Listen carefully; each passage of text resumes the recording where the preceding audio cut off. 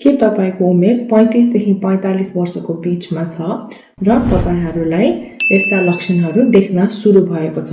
महिनावारी अनियमित हुने, सानो सानो कुरामा रिस उठ्ने, काम कुराहरू बिर्सेको जस्तो हुने, कपाल झरेको, ताउहरू बढ्ने र यौन शक्तिहरू घटेर जाने।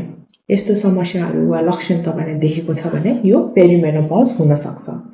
के हो त पेरिमेनोपज? पेरिमेनोपज र मेनोपज भनेको एउटै हो त।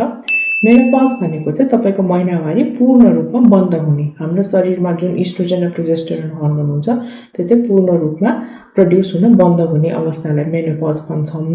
त्यो भन्दा अगाडिको संक्रमणकालीन समयलाई चाहिँ पेरिमेनोपज भन्छौं, जुन चाहिँ 35 वर्षदेखि नै सुरु हुन थाल्छ र यो 4 देखि 10 वर्ष लामो सम्म हुन सक्छ। पेरिमेनोपजमा चाहिँ कस्तो हुन्छ भन्दा एस्ट्रोजन र प्रोजेस्टेरोन हर्मोन चाहिँ उतार चढाव फ्लक्चुएट भइरहन्छ, पूर्ण रूपमा बन्द भएको हुँदैन। के हामी केटी मान्छेहरू चाहिँ जन्मिने बेलामा चाहिँ एउटा सर्टेन अमाउन्ट अफ एग्सहरू लिएर जन्मेको हुन्छ।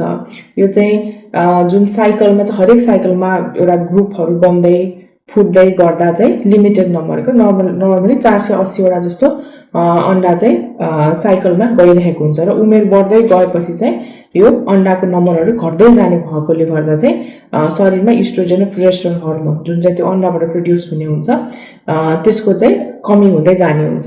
तर पेरिमेनोपजमा चाहिँ यो ठप्पै बन्द भएको हुँदैन, यो चाहिँ फ्लक्चुएट भइरहेको हुन्छ। त्यही भएर चाहिँ कम्प्लिटली तपाईको महिनावारी बन्द भएको हुँदैन।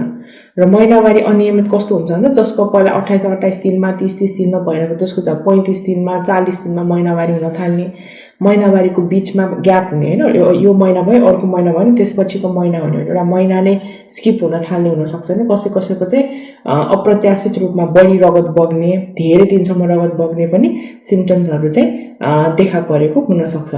त्यस्तै अर्को भनेको तौल बढ्ने। तपाईले पहिला जति खाना खाइरहनु भएको त्यति नै खाइरहनु भएको छ, जे एक्टिभिटी गरेको त्यही कन्टिन्यू गर्दा पनि वेट बढ्ने। मेनली सेन्ट्रल ओबेसिनको पेटतिरको भागमा चाहिँ वेट अलिकति बढेको जस्तो तपाईलाई फिल भएर जाने र अरु कुनै कारण पनि यसले देखाउँदैन। र कपालहरू झर्नु, सानो सानो कुरामा रिस उठ्ने, मुड चेन्जेसहरू भइराख्ने, निन्द्रा लाग्न गाह्रो। सुत्न जानु भयो त्यही टाइममा सुत्दा निन्द्रा नलाग्ने, वा निन्द्रा लाग्यो बिहानको 2-3 बजे उठ्नु भयो त्यसपछि फेरि निन्द्रा आउनै गाह्रो हुने, यस्तो समस्या पनि हुन सक्छ। भनेको कुरा बिर्सिने, भर्खर एउटा काम गर्नुभयो के को लागि म यता आएको रहेछु, के गर्नुपर्ने भनेर चाहिँ आफ्नो चाहिँ एउटा अटेन्सन स्प्यान पनि घटेर गएको जस्तो हुने र एकाग्रतामा कमी हुने हुन्छ।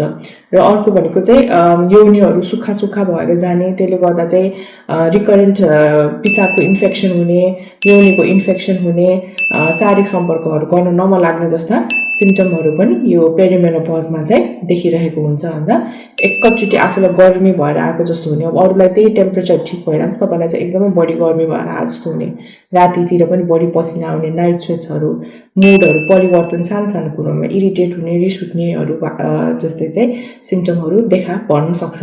यो चाहिँ युजुअली 35-45 इयर्सहरूमा चाहिँ यो महिलाहरूलाई महिनावारी चाहिँ अब थप्प सुक्या छैन, यो किन मलाई यस्तो भयो हैन, मलाई एङ्जाइटी डिप्रेसन भयो कि भनेर सोचिराख्नु भएको हुन सक्छ कसैले। तर यो चाहिँ सिम्पटम्सहरू चाहिँ पेरिमेनोपजको चाहिँ तपाईको हर्मोनको इम्ब्यालेन्सको कारणले गर्दा देखिरहेको हुन्छ। तपाई यो सिम्पटम लिएर डाक्टरका जानुभयो भने चाहिँ हामीले बेसिकली रगत जाँचमा चाहिँ हर्मोनको प्रोफाइल हेर्छौं। त्यसमा चाहिँ हामीले इस्ट्रोजन हैन FSH LH हर्मोनको चाहिँ प्रोफाइल पठाउने गर्छौं र यो हेरेर मान्छेको चाहिँ कहिलेकाहीँ 4 देखि 6 हप्तामा फेरि रिपिट गरेर हेर्नुपर्ने हुन्छ। महिनावारी पूर्ण बन्द नभएको हिसाबमा चाहिँ यो पेरिमेनोपज हो कि होइन भनेर।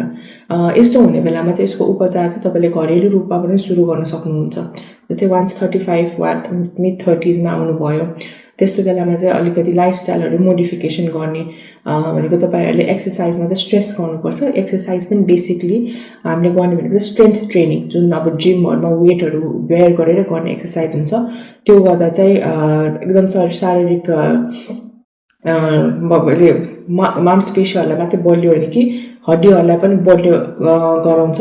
र एक्सरसाइज गर्दा चाहिँ हाम्रो शरीरमा चाहिँ ह्यापी हर्मोन्सहरु रिलिज हुन्छ, जसले गर्दा चाहिँ यो जुन मेनोपजल सिम्पटम्सहरु जुन अलिकति सिभियर हुँदै गइरहेको, यही बढ्दै मेनोपजल हुने हो, त्यो पनि अलिकति यसले कम गर्छ हैन। र अर्को चाहिँ जुन हाम्रो हड्डीहरु पनि बिस्तारै यो मेनोपज हुँदा चाहिँ कमजोरी हुँदै आउँछ। तपाईको हड्डी बन्ने सेल्सहरू कम हुन्छ र हड्डी खोक्रो बनाउने सेल्सहरू चाहिँ बढ्न थाल्छ। त्यसले गर्दा चाहिँ सानो केही हुँदा पनि फ्र्याक्चर हुने त्यस्तो सुन्नु भएको छ होला, त्यस्तो हुन सक्छ। सो स्ट्रेन्थ ट्रेनिङ एक्सरसाइजहरू गर्ने।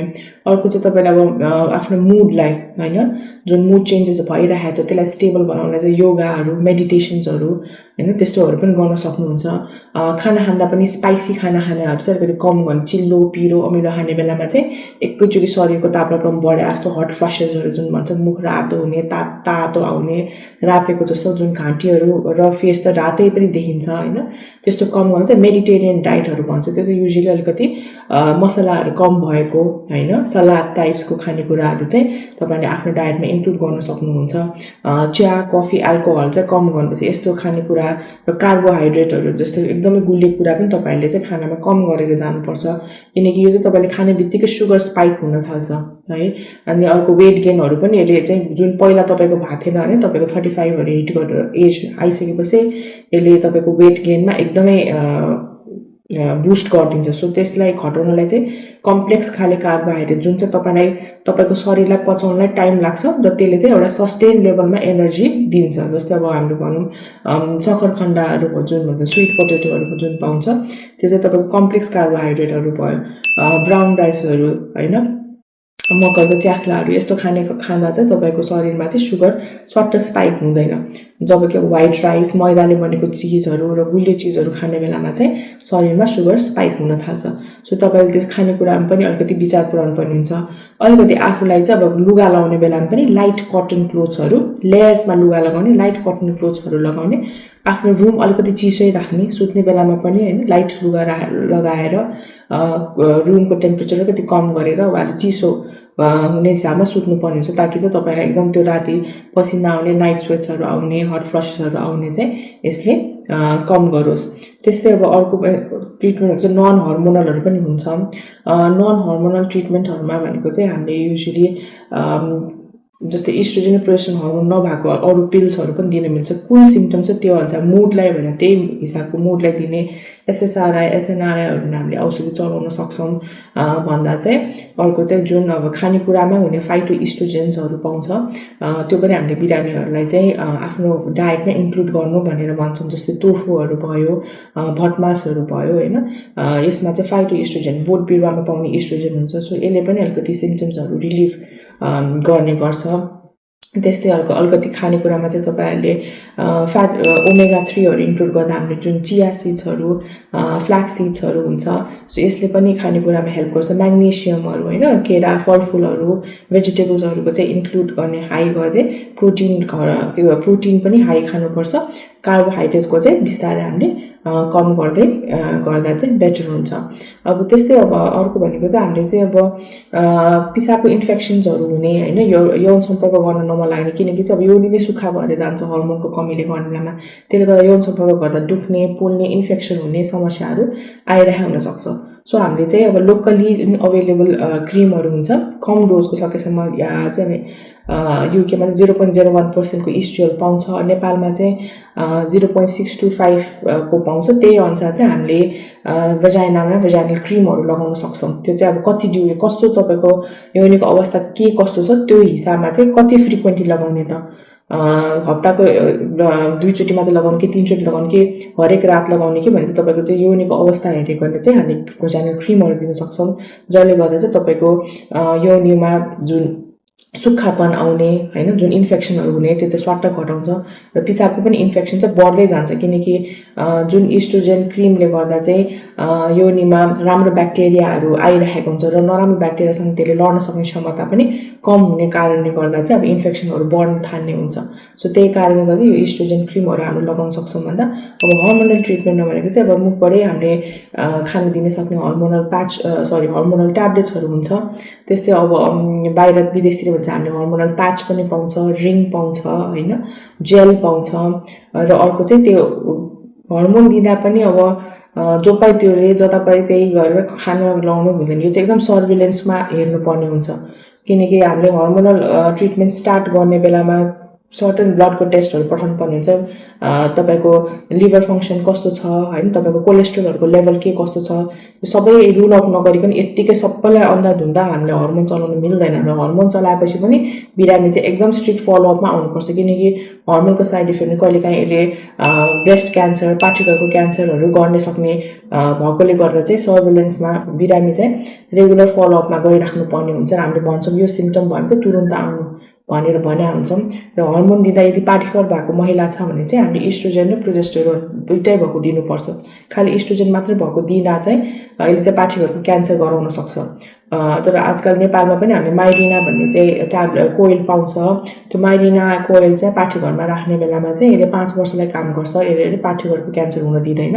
त्यो तपाईले लाछ भने चाहिँ तपाईले चाहिँ estrogen as a cream as a patch as a tablet तपाईले जुन रूपमा पनि सेवन गर्न सक्नुहुन्छ तर हर्मोन चलाउँदा चाहिँ सधैँ विशेषज्ञको डाक्टरको परामर्श लिएर मात्रै चलाउनु उत्तम हुन्छ अब कुन अवस्थामा त्यो डाक्टरलाई देखाउन गइहाल्नुपर्छ तपाईको यो सिम्पटम्सहरु चाहिँ जुन अब भने मैले घरमा डायट चेन्ज गर्ने हैन एक्सरसाइजहरु गर्ने लाइफस्टाइल मोडिफिकेसन्सहरु लाइट कटन क्लोथ्सहरु लगाउने लेयर्समा लुगा लगाउने रुम वरिपरि राख्ने यो सबै गर्दा पनि सिम्पटम्सहरु चाहिँ तपाईको बढिरहेको छ भने पनि डाक्टरको परामर्श लिन जरुरी हुन्छ खानामा चाहिँ क्याल्सियम भाइटामिन्सहरुको चाहिँ सप्लिमेन्ट्सहरु चाहिँ इन्क्रिज गर्न एकदमै जरुरी हुन्छ किनकि यो क्याल्सियम र भिटामिन्सहरु मैले भने हड्डीहरु पनि कमजोर भएर जान्छ भने त्यो पनि इन्क्लुड गर्न जरुरी हुन्छ र यदि महिनावारी चाहिँ कसैको चाहिँ एकदमै बढी रगत भयो 7 दिनसम्म गएर चाहिँ चौटा गइरहेछ टिका गइरहेछ भने पनि यो चाहिँ पाठीघरको क्यान्सरको अर्ली साइन्स एन्ड सिम्पटम्स हुन सक्छ सो त्यही भएर त्यस्तो बेला पनि तपाईले चाहिँ